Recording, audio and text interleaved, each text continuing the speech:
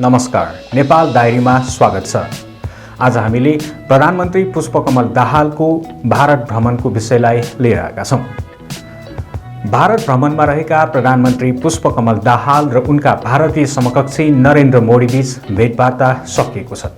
भारतीय प्रधानमन्त्री नरेन्द्र मोदीको कार्यालय हैदराबाद हाउसमा भेटवार्ता भएको थियो। भेटमा के विषयमा छलफल भयो भन्ने कुरा हालसम्म खुलाइसकेको छैन र चाँडै नै पत्रकार सम्मेलन मार्फत भेटवार्तामा भएका विषयहरूबारे सार्वजनिकीकरण गर्ने बताइएको छ। प्रतिनिधि मण्डल स्तरीय भेटवार्ता अब हुने बाँकी नै छ र त्यस लगत्तै विभिन्न सहमति तथा सम्झौतामा हस्ताक्षर हुने कार्यक्रम पनि रहेको छ। प्रधानमन्त्री दाहालको सम्मानमा भारतीय प्रधानमन्त्रीले हैदराबाद हाउसमै आज तिवा भोजको पनि आयोजना गरेको छ। प्रधानमन्त्री पुष्पकमल दाहाल प्रचण्डले आफ्नो भारत भ्रमण सद्भावना अभिवृद्धि गर्न केन्द्रित रहने बताएका छन्। बुधबार राति नयाँ दिल्ली स्थित नेपाली दूतावासले प्रधानमन्त्रीको सम्मानमा आयोजना गरेको रात्रि भोज सहितको कार्यक्रमलाई सम्बोधन गर्दै उनले आपसी विश्वासको तथा सद्भावना अभिवृद्धि गर्ने भन्दै नेपाल र नेपालीको हितमा आफ्नो भ्रमण केन्द्रित रहने बताएका थिए। भारतीय प्रधानमन्त्री नरेन्द्र मोदीको औपचारिक निमन्त्रणामा आफूले भारत भ्रमण गरेको जानकारी दिँदै उनले यस अवसरमा द्विपक्षीय हित र चासोका विषयमा छलफल हुने बताएका छन्। नेपाल र भारतबीच सदियौं पुरानो र जनस्तरको सम्बन्ध रहेको बताउँदै प्रधानमन्त्रीले यस भ्रमणपछि दुई देशबीचको मैत्री सम्बन्ध थप नयाँ उचाइमा पुग्ने विश्वास समेत व्यक्त गरेका छन्। प्रधानमन्त्री दाहालले भारतमा अध्ययन, रोजगारी लगायतका अन्य काममा रहेका नेपाली आफैमा सद्भावना दूत रहेको र नेपालको हितमा केन्द्रित रहेकोमा प्रसन्नता समेत व्यक्त गरेका छन्। उनले भारतमा सिकेको सिप र ज्ञानलाई मुलुकको समृद्धिका लागि खर्चन समेत आग्रह गरेका छन्। नेपाली जहाँ रहे पनि नेपाल र नेपालीको हितमा रहेको उल्लेख गर्दै प्रधानमन्त्री दाहालले विदेशमा रहेका नेपालीलाई मतदानको अधिकार प्रदान गर्न सरकार क्रियाशील रहेको समेत जानकारी दिए। प्रधानमन्त्रीले सरकारको हालै मात्र वैदेशिक रोजगारीमा रहेका नेपालीलाई समेत सामाजिक सुरक्षाको अभियानमा संलग्न गराएकाले त्यसबाट लाभ लिन भारतमा रहेका नेपालीलाई आग्रह समेत गरेका छन्।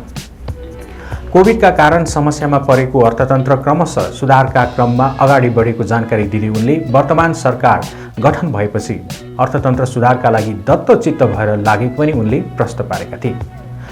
सेवा प्रवाहलाई थप सरल र जनपक्षीय बनाउन सरकार लागि परेको जानकारी दिँदै प्रधानमन्त्री प्रचण्डले भ्रष्टाचार नियन्त्रणका लागि सरकार पूर्ण प्रतिबद्धताका साथ लागि परेको र शून्य सहनशीलताको नीति अख्तियार गरेको जानकारी गराए। भारतीय प्रधानमन्त्री नरेन्द्र मोदीको निमन्त्रणामा 4 दिने भारत भ्रमणमा रहेका पुष्पकमल दाहाल प्रचण्डले भारतको नवनिर्मित संसद भवनमा राखिएको अखण्ड भारतको नक्साबारे पनि चासो राखेका छन्। भ्रमणको पहिलो दिन बुधबार आफूलाई भेट्न आएका भारतीय सुरक्षा सल्लाहकार अजित डोभाल र विदेश सचिव विनय मोहन क्वात्रासँग प्रधानमन्त्री प्रचण्डले नक्सामा नेपाली भूमि समेटेको बारेमा प्राथमिकता दिँदै चासो राखेको प्रधानमन्त्री टोलीमा रहेका एक सदस्यले बताएका छन्। नेपाली भूमि कपिलवस्तु र लुम्बिनी लगायतका क्षेत्र समेत समेटेर भारतले उक्त नक्सा आफ्नो संसदमा राखेपछि नेपालमा त्यसको चौतर्फी विरोध भइरहेको छ। नेपाली जनताले प्रधानमन्त्री पुष्पकमल दाहाल प्रचण्डलाई आफ्नो भारत भ्रमणका बेला सो नक्साबारे भारतीय पक्षसँग छलफल गर्न र हटाउन आग्रह गर्न दबाब दिँदै आएका छन्। बुधबार दिनभर यही विषयलाई लिएर नेपालमा भने विभिन्न स्थानहरूमा प्रदर्शन समेत भएका छन्। डोभाल र विदेश सचिव क्वात्रासँगको औपचारिक कुराकानीमा प्रधानमन्त्री प्रचण्डले नक्साबारे चासो व्यक्त गर्दा भारतीय पक्षले त्यस नक्सालाई राजनैतिक रूपमा नभई सांस्कृतिक रूपमा मात्रै बुझ्न आग्रह गरेका थिए। प्रधानमन्त्रीको टोलीमा रहेका एक सदस्यले भनेका छन् प्रधानमन्त्रीलाई स्वागत गर्न मौरे होटलमा बुधबार आउनुभएका डोभाल र क्वात्रासँग प्रधानमन्त्रीले नक्साबारे औपचारिक कुराकानी गर्नुभएको हो र ती सदस्यका अनुसार जवाफमा भारतीय पक्षले नक्सालाई राजनीतिक रूपमा बुझ्न आग्रह गरेका थिए। नक्सालाई राजनीतिक रूपमा नबुझिएर सांस्कृतिक रूपमा बुझ्नुहुनेछ भन्ने हामीले विश्वास राखेका छौँ। भारतीय पक्षको भनाइलाई उद्धृत गर्दै स्रोतले भनेको छ नेपाल र भारतको संस्कृति मिल्दोजुल्दो नै छ। त्यसपछि प्रधानमन्त्री प्रचण्डले भारतले राखेको नक्सापछि नेपालको संसदमा पनि ग्रेटर नेपालको नक्सा राख्ने चर्चा सुरु गर्नुभएको पनि बताइएको छ।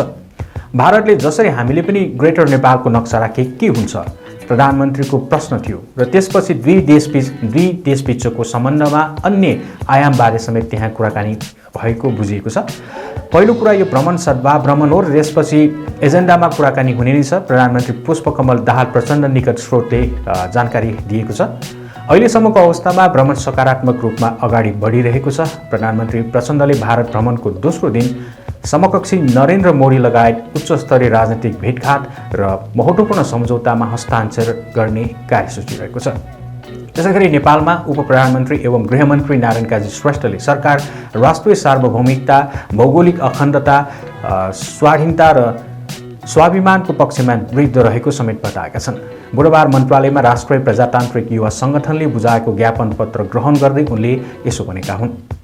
नेपालको राष्ट्रियतासँग सम्बन्धित मुद्दाहरूमा सरकारको ध्यानाकर्षण भएको बताउँदै उनले राष्ट्रिय हित विपरीतका गतिविधिमा कुनै सम्झौता नहुने समेत स्पष्ट पारेका छन्। गृहमन्त्री श्रेष्ठले कतिपय मुद्दामा सरकारले भारतसँग कूटनीतिक माध्यमबाट छलफल गरिरहेको पनि बताएका छन्। उनले भने नेपालको राष्ट्रियतासँग सम्बन्धित मुद्दाहरूमा सरकारको ध्यानाकर्षण गराउनु भएको छ। नेपाल सरकार राष्ट्रिय सार्वभौमिकता, भौगोलिक अखण्डता, स्वाधीनता र स्वाभिमानको पक्षमा दृढ छ। यसमा कहिले पनि कुनै सम्झौता गरिने छैन।